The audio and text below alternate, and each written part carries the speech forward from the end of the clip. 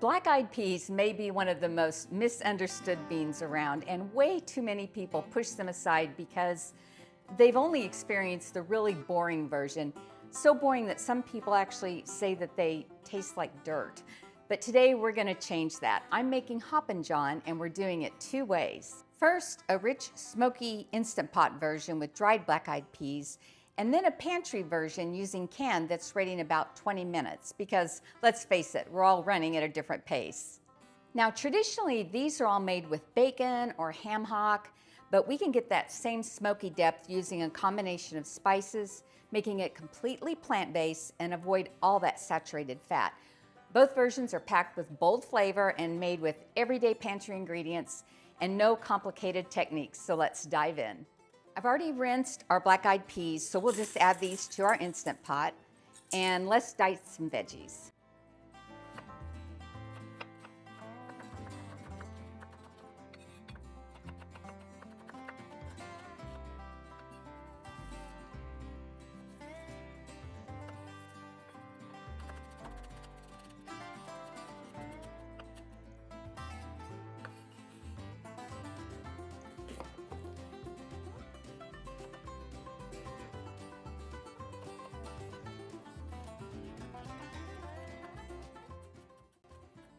And we'll just toss this in our Instant Pot. Next, I'll add our garlic, and I'm out of fresh garlic, so I'm using my backup. And our liquid ingredients. This is a combination of my veggie bouillon and my beefless bouillon, but you can use whatever you have.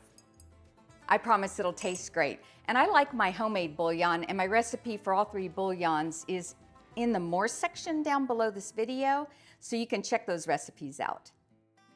We'll add our soy sauce and our tomato paste. Whenever I open a can of tomato paste, I don't always use it all, so I'll put it in a little baggie and label it, and I just pop it in the freezer, and next time I need it, I can just grab some and scoop it out. Now for the seasonings, and here's a little trick, and it's a great time saver. When you find a recipe that you really love, next time you make it, measure out the spices and then grab a couple of little jars and just measure right into these jars for future use. Just label them, date them, and keep them in a cool, dark place like a pantry, and it'll shave off a few minutes next time you make it. For example, I've got pre-measured spices here for my black beans, for my spicy red lentil soup, for my vegan chili, for my chole masala, and I'll do the same for this Hoppin John. Smoked paprika, garlic powder, onion powder,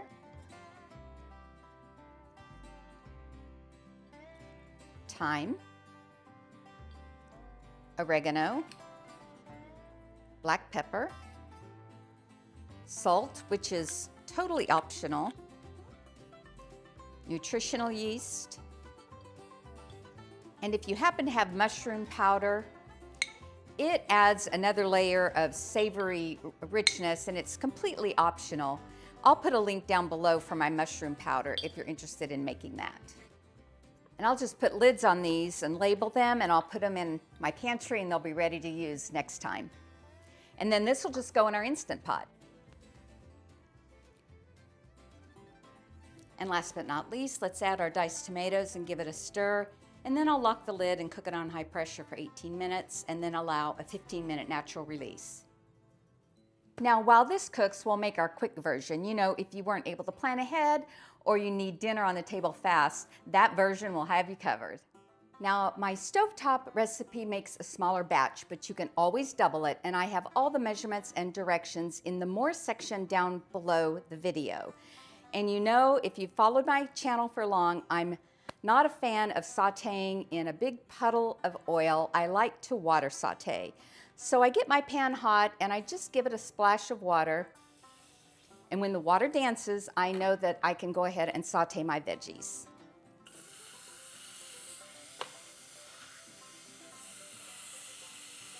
When you start to get a little color in the bottom of your pan, just splash in a little bit of water.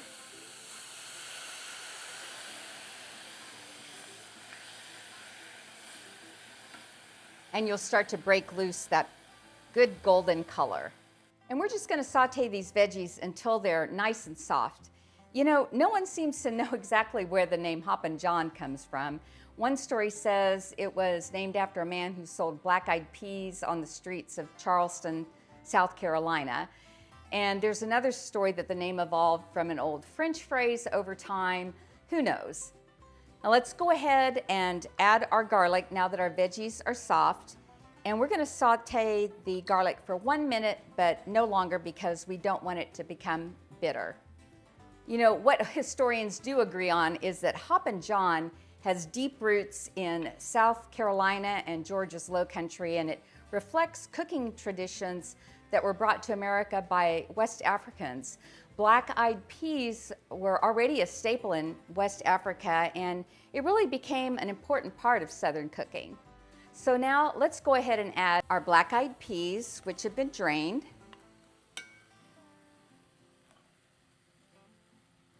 Our broth, soy sauce, and tomato paste.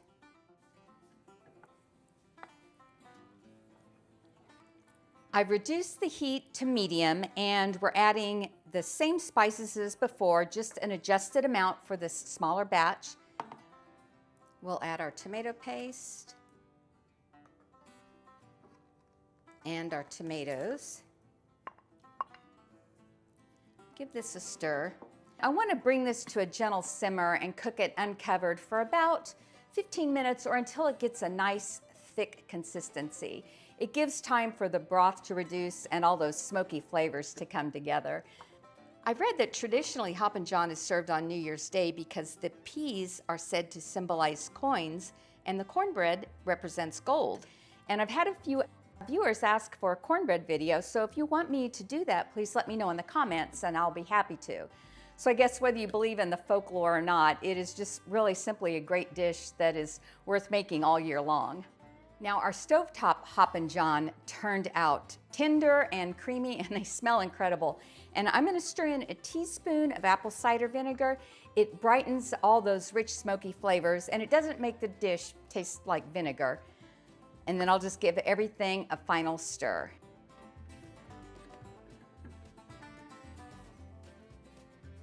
Hoppin John is served over rice, but sometimes I eat it straight. Now, I make my rice in batch and I keep it in the freezer, and it's easy to grab at a moment's notice when I'm trying to throw a meal together. So let me know if you're interested in a rice video and I'll be happy to do that. It's been 15 minutes for my natural release, so I'm gonna go ahead and put a kitchen cloth over the vent and we'll release the rest of the pressure off our Instant Pot.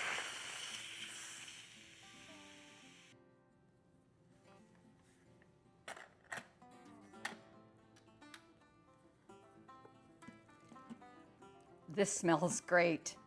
I'll go ahead and toss in our apple cider vinegar. Now, which one do I prefer? You know, the Instant Pot version develops just a little more depth because those dried beans absorb every bit of flavor while they cook. But here's the surprising part. If I serve both of these side by side, you might not even be able to tell the difference. The quick version is just that good. So, you know, don't let anybody convince you that canned beans can't make an outstanding meal, because they're a great source of protein and fiber.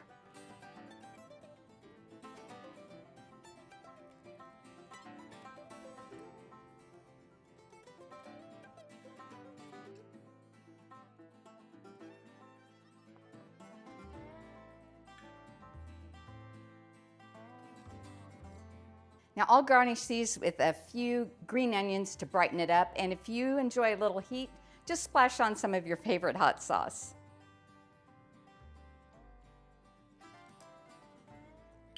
Ooh, hot. Wow, that is so good. You know, the herbs and the spices and those veggies, they transform these humble black-eyed peas into a really rich and satisfying meal, you know, with layers of flavor. And if you don't think you like black-eyed peas, this recipe might just change your mind. You know, this is one of those meals that's hearty, budget-friendly, freezer-friendly, and built almost entirely from pantry staples, and proof that simple ingredients can really make seriously good food that you can enjoy at home. I'd love to know if you've ever made Hoppin John. Do you have your own story about where the name came from? I would love to know. Thanks for hanging out with me today. If you enjoyed our time together, don't forget to hit that like and subscribe so you don't miss the recipe next week, and I'll see you then.